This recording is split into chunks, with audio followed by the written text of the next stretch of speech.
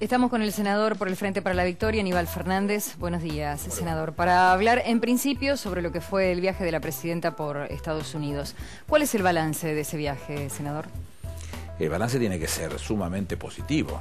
La presidenta habló ante Naciones Unidas haciendo definiciones, creo yo, categóricas en cosas importantísimas. La primera, una definición estratégico-política de soberanía fenomenal y sobre todo una contestación con firmeza a la falta de respeto, a la insolencia de la titular del Fondo Monetario Internacional, que osó utilizar un término futbolero de sacar tarjeta y algo por el estilo. Se ve que está muy mal acostumbrada por sus maestros en Estados Unidos. La realidad es que Argentina no le debe al fondo, la realidad es que Argentina es socia del Fondo Monetario Internacional y va a tomar las decisiones que tenga que tomar en forma soberana. Nadie, mucho menos ella, le va a decir a Argentina lo que tenga que hacer. Segundo lugar, una definición estratégico-política muy fuerte respecto de Malvinas, en el mismo sentido que lo que se viene definiendo hace un buen tiempo, aclarando, estableciendo y reclamando lo que tantas resoluciones de Naciones Unidas han dicho, que es sentarse y dialogar. Esto reclama Argentina, sentarse y dialogar. Y en el tema AMIA, que nunca se ha dejado de lado y que se ha llevado, como todos los años, a discutir al seno de Naciones Unidas, donde están todos los países que lo conforman, en el cual se ha reclamado el mismo sentido de lo sucedido, se ha ratificado que hay una decisión de la justicia argentina respecto de determinados personas ligadas a Irán que tendrían que estar respondiendo ante la justicia, e instruyó al canciller para que se reúna con el canciller iraní al efecto de hablar en tal sentido, de ir acordando temas como para avanzar sobre lo que es necesario, que es el juzgar a aquellos que tengan responsabilidades en el hecho quizás más doloroso en términos de terrorismo que ha sufrido nuestro país, ¿no? Con respecto al tema Malvinas, se supone que va a buscar el mismo respaldo en la reunión a la que va a viajar a partir del día de hoy a Perú. Es que ha sucedido desde siempre y hace un muy buen tiempo. No hay un solo país en el mundo que reconozca al Reino Unido titularidad sobre el dominio de las islas, y la mayoría de la comunidad internacional es cada vez mayor la que reconoce los derechos de Argentina sobre las islas, con lo cual se hace imperioso que esas resoluciones que se vienen dando desde 1965 con la resolución 2065 reclamando que se dialogue respecto de este tema, se hagan un hecho real y concreto de sentarse a dialogar. Volviendo al viaje de la presidenta a Estados Unidos y a la repercusión que ha tenido su participación en Harvard, particularmente relacionado con las preguntas que ha recibido. ¿Qué análisis hace, senador? En primer lugar, quiero hacer una aclaración que la hago siempre, pero la pongo en primer lugar para evitarme después cualquier tipo de análisis secundario.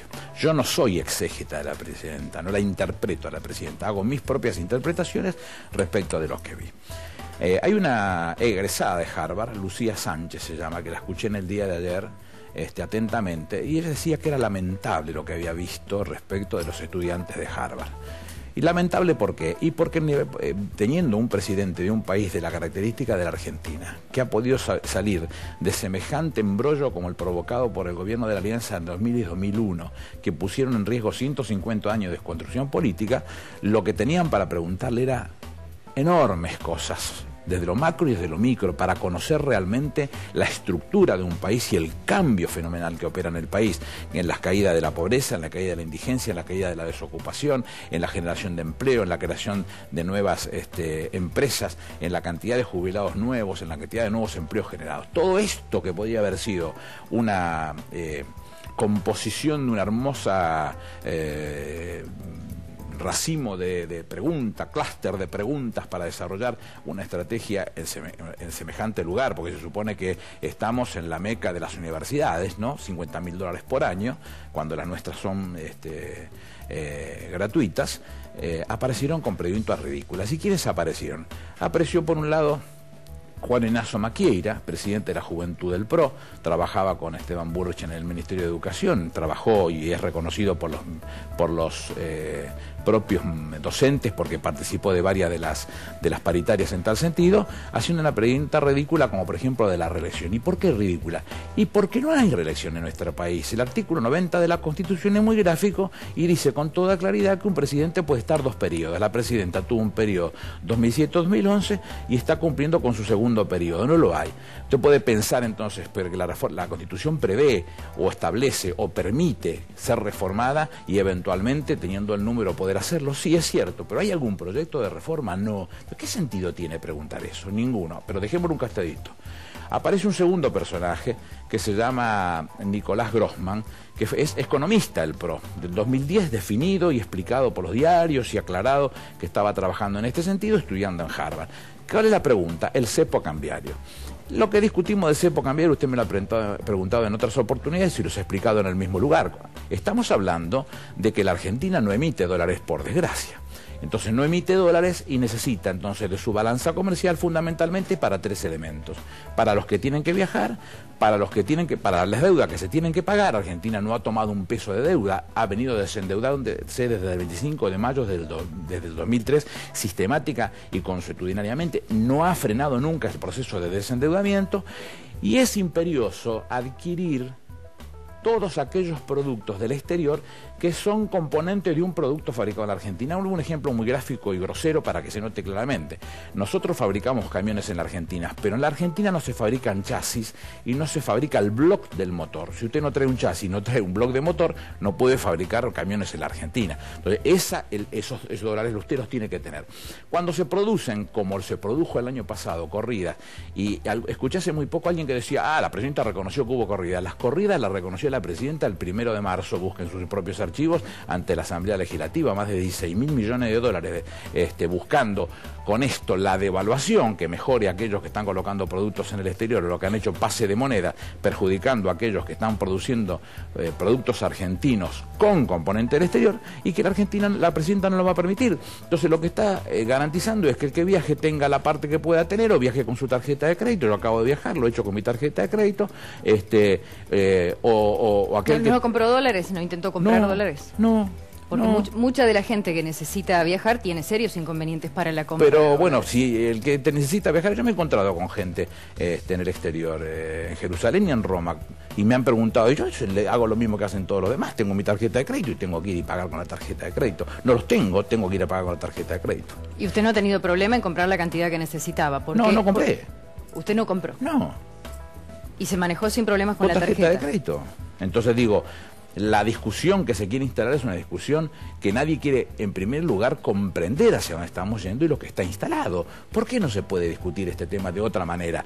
Quiere decir que entonces la pregunta es berreta, no es una pregunta de fondo estructurada, bien pensada, criteriosa. Se discuten los índices del INDEC, lo planteamos 20 veces. Mire, hay un índice de referencia con 440 productos, basta con meterse en la página de INDEC y se van a conocer cuáles son los 440 productos, que se utiliza en función de una fórmula conocida para los que estudiamos estadística como fórmula de las PER, que es la cantidad de origen por el precio actual, la sumatoria de la cantidad de origen por el precio actual sobre la sumatoria de la cantidad de origen por el precio de origen por 100. Ese número le da un número que comparado con el mes anterior le dice cuánto subió. Ahora es un número de referencia. Usted me dice, mire, yo voy con el changuito y compro 5 productos esenciales y esto subió más que... Es posible que eso sea así, es posible. Entonces, digo, los puntos de referencia están establecidos en función de esos índices. Pasó Estados Unidos por este tema, pasó Francia por este tema. El presidente Sarkozy convocó a 21 premios Nobel para definir la situación de los índices cuestionados por la sociedad francesa, entre ellos a Joseph Stiglitz, a Amartya Sen, la comisión se llamaba, es un griego, un sociólogo griego, que es el que estaba al frente de estos estudios, y llegaron a la conclusión que podían hacer reformas internas y no trabajar con la media, es decir, cuando hablamos, por ejemplo, el decil más alto con el decil más bajo, la comparación, no hacerlo por personas, sino hacerlo por hogares. Puede suceder en una casa que alguien gane 10.000 pesos y el otro 300 pesos, y entonces uno forme parte del decil más alto y el otro del decil más bajo. Si usted trabaja por hogares, que es lo que ellos llaman las medianas, se va a dar cuenta que la comparación es mucho más lógica y criteriosa. Lo han pasado varios países, lo ha pasado la Argentina también, con lo cual la pregunta es berreta. Y el último que termina siendo la pregunta, que es más berreta que ninguna de todas las otras, es cuando dice... ¿Por qué la presidenta dice que hay que temerle a Dios y a la presidenta? La presidenta nunca dijo eso.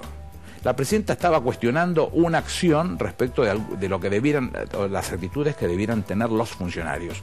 Vuelvo a insistir, es mi apreciación, yo no interpreto a la presidenta, pero escucho, leo de corrido y sé escuchar la política. Entonces la presidenta dice en ese momento: no le tengan miedo a los funcionarios que le están requiriendo determinadas cosas a ustedes. Hagan lo que tengan que hacer. Ténganle miedo solo a Dios. Y a mí un poquito a los que son mis funcionarios, porque el decreto lo firmo yo.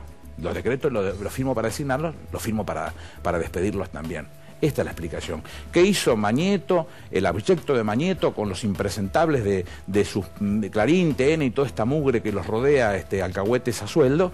Es cortar la frase, dejar esa parte afuera. Entonces la presidenta dice: ténganme miedo a Dios y a mí, como si estuviera comparándose con Dios. Y es de una agresión, es de un nivel de insulto, es de un nivel de berretada, de preparación política, que asombra, porque son los motores del intento cacerolazo, 200 millones de miles de millones de personas, y había de 20.000 personas, provocada por Clarín, como lo está siguiendo haciendo cada vez que tiene oportunidad. ¿Y cuál es el tema? Le toca en el bolsillo, y hay un montón de gente que a lo mejor tiene vocación de quejarse ante el gobierno por determinadas acciones y sin darse cuenta participa de lo que están haciendo un montón de estos que están motivados por Clarín por otras razones, entre otras porque no pueden manejar las cosas como quisieran ellos, con un concepto derechoso que nosotros no enarbolamos, digamos. Porque han encontrado esa vía de expresión. El hecho de que haya sido, como usted había dicho, una organización especial por parte de determinados grupos. Vuelvo a preguntar, esa marcha, ¿lo pudieron hacer?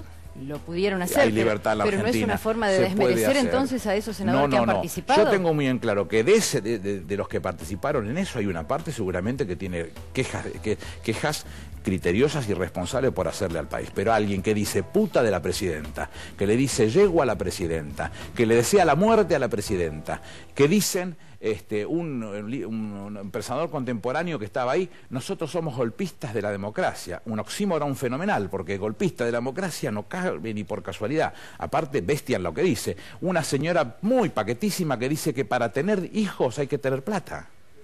Esto es lo que se habla. Las banderas nazis. Usted la vio, la bandera nazi, me imagino. ¿Las vio la bandera nazi? Porque muchos después periodistas dicen que no.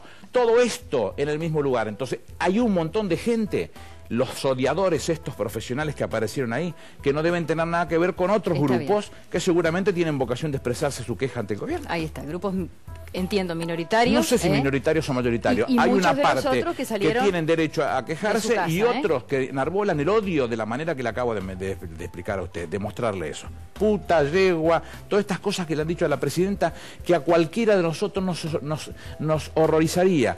Esto se lo decían a la presidenta, le deseaban la muerte delante de una cámara con una vocación fenomenal. El odio expresado por esa gente no se observó nunca, nunca se observó. Sin embargo, tuvieron libertad para expresarse, nadie les dijo nada. Pasamos al próximo tema, y es el proyecto de presupuesto para el país el próximo año, con un importante incremento, 40%. ¿En qué se va a usar ese incremento en el presupuesto del próximo año? Esto se lo cuento muy por arriba. Yo no participé del debate, porque usted sabe que la 24.156, Ley de Administración Financiera, dice que entra por la Cámara de Diputados, nuestra propia Constitución lo establece. Con lo cual, está siendo analizado por la Cámara de Diputados, ni siquiera yo he visto el dictamen aún todavía. Una vez que me comprometo con usted, que una vez que se haya analizado en la Cámara de Diputados y venga a la Cámara de Senadores, donde soy yo el presidente de la Comisión de Presupuesto y Hacienda, me comprometo con usted que se lo explico de punta a punta y sí, con lujo de detalles. Muy bien, lo charlamos la semana que viene entonces, o la otra, cuando corresponda. Gracias por la visita, senador.